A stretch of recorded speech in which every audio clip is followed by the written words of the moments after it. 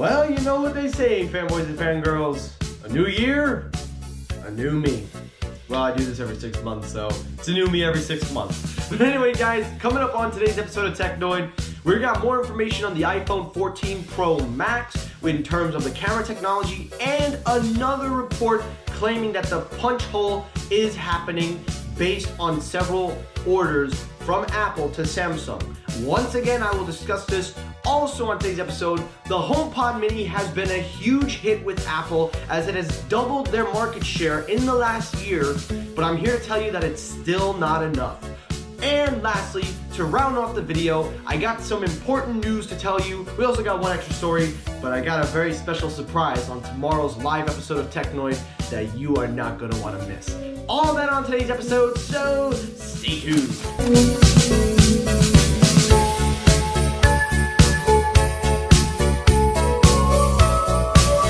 So story number one, the main story, the iPhone 14 Pro Max. Now we have two stories in correlation to this, so I'm gonna go one at a time, and we're gonna link it together just to kind of kill the runtime. So starting with the first report, it is once again the hole punch rumor. Now you guys have heard me religiously say that I personally do not believe we're gonna see a hole punch on the iPhone 14 Pro and Pro Max, as we have seen Apple put a notch on a computer. What's to say they're gonna do this again? Which they probably will. But a lot of people seem to believe that Apple is going all in on the hole punch. And again, we have a follow-up report from several users saying that this is indeed happening and is going to be the most significant redesign that Apple has ever made for their phone. And the proof of this is, once again, there's been another order from Samsung, from their display manufacturers, to order displays with hole punches. Now, listen.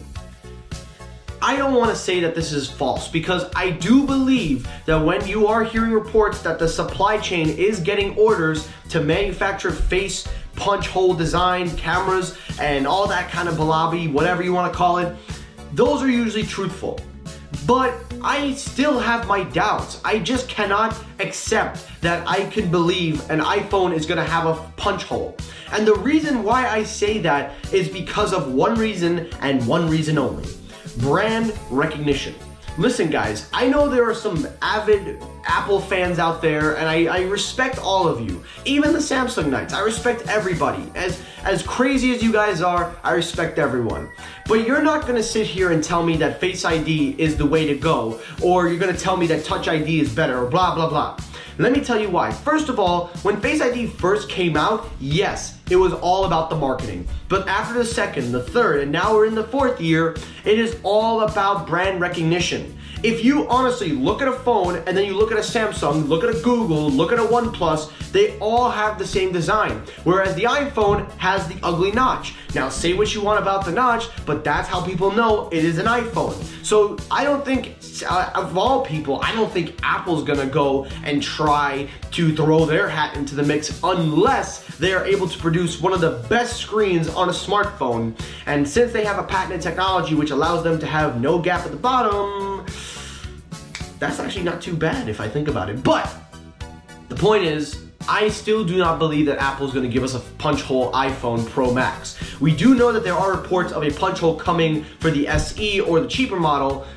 That I'll wait and hear about. But until then, I'll believe it when I see it. And maybe I'll get proven wrong tomorrow, which you'll find out why at the end of the video. Also, continuing with the report, we have more information now about the camera technology, and the camera technology looks like it's going to be vastly improved. According to Mac Rumors, it seems that Apple is going to upgrade the iPhone 14 Pro and Pro Max cameras to not only put them on a level that they need to be with the competition, but that they are also going to expand the cinematic mode in the 14 Pro and Pro Max. According to Ming Chi Kuo, he goes on and says that they will feature a 48 megapixel camera lens for the iPhone 14 Pro and Pro Max. According to Kuo, this will help improve 8K recording and will up the 4K quality to 120 frames per second. Almost got confused there.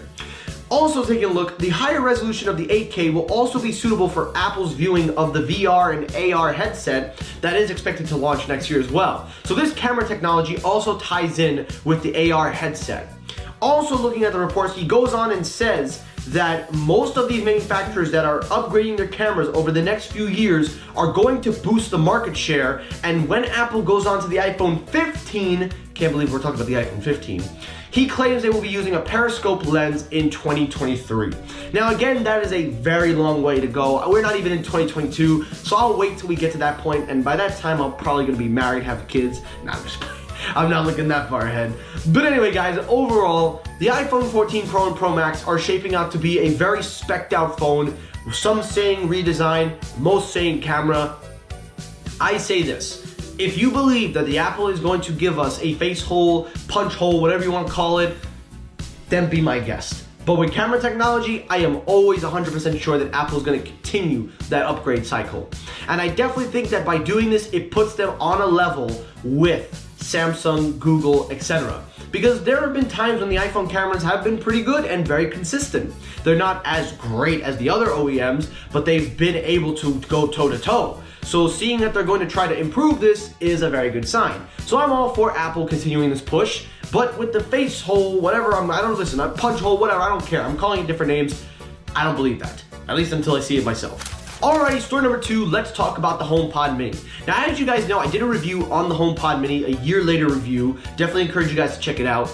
But as you know, the HomePod Mini came out a year ago. It's been one of the biggest devices for Apple. It's been one of the biggest selling products for a good reason. It's one of the cheapest smart speakers you could buy from Apple, at least that's the only one they have. And also, it gets you into the ecosystem at a nice rate. And this has proven to be a huge success for Apple because according to, once again, Mac Rumors, the HomePod Mini has taken a 10.2 percentage share of the combined smart speaker and smart screen market. Apple is now no longer under the 5% mark. They have doubled to 10% and are continuing to show steady increases in home users embracing the HomePod Mini. Now, I have said this on many occasions. You can go back to my earliest episodes. I said it from day one, and I'm gonna say it again till I am blue in the face. The HomePod Mini was a product that Apple needed to make if they wanted to keep their home using alive. And it has proven to be a big hit because consumers can buy in at a low rate. You can give it to anybody. You can put it in any room. They now come in colors. And now you're able to go toe-to-toe with Google, Amazon. But I am here to tell you that that is still not enough. While the Mini will be able to do the job in certain applications and has some great features with lossless audio, some people say spatial, but I have yet to see that, there is still a lack of diversion in the lineup. And the way that Apple is going, I don't see them making smart speakers like Google and Amazon does. But what I can see them doing is making a long-awaited follow-up to the original HomePod that still keeps the price low, but manages to give better audio quality. And that was one of the few things that I was so disappointed with Apple when they discontinued the original. Yes, it was expensive. Yes, it was definitely not the best positioned. But looking at the Amazon lineup and looking at what Apple had, honestly, that HomePod, the original, could have been the Echo Show or the Echo Max, whatever that big one was. Apple could have just kept it at $299 or $249 because it only would have been $100 more than what Amazon was doing, but still within the same ballpark. So I feel it's a shame that they got rid of the first one, but Apple needs to continue making more smart speakers with upgrades, more features, more technology. They need to do all that. And last story, the final story, let's talk about the Apple Silicone chips. Now, the Apple Silicone chips have been a very big hit with not only pro users, general consumers, everybody and their grandmothers, because the Pro chips and the Max chips just came out, and with the Silicone chip proving to be a huge hit, it seems that Apple is not going to keep that going because they are going to be doing an upgrade cycle very differently. According to the reports, Apple's Silicone Max are expected to have a new CPU every 18 months according to their chip cycle. Apparently, they're seeing that Apple is going to continue their support for the chips as the chips are able to go for a general long period of time, and they don't need to really keep upgrading it yearly like the A13 or the A14. We're talking Max here. We're talking high power applications. And the Pro and Max chips, I think, are going to be built to last maybe 7+ years with the how would I say it? The Apple A1 or M1, the regular M1, excuse me. So bottom line, I don't really got much to say on this one. I think that that's a very good idea going for Apple, so I don't really have a problem with that. Alrighty guys, we've come to the end of the video. Before I let you guys go, I have a quick, huge announcement on tomorrow's live episode of Technoid. If you've made it this far, hashtag FPT, because, ladies and gentlemen, I am proud to tell you all that tomorrow on the live episode of Technoid at 7:30 Eastern Time, me, the average YouTuber, Technoid, is going live with the one and only front page tech host himself, John freaking Prosser. After so long, after so much time has passed, and really just embracing what he has become, I am hugely honored and super thrilled to bring him on my live episode. We are gonna talk everything. I got so many questions for the Jern, and he's got some answers, and it is going to be a huge, huge show tomorrow night. So please do not miss when Technoid and Front Page Tech go head-to-head in combat. Nah, I'm just playing, not combat. But anyway, guys, that's it. I'll see you all tomorrow night at 7:30. If you like this video, hit the like button. If you dislike the video, hit the dislike button. That helps circulate my views as well. As always, everyone, thank you so much for watching. I will see you all in the next episode. Have a great day, guys. Take care, stay safe, have a good day, and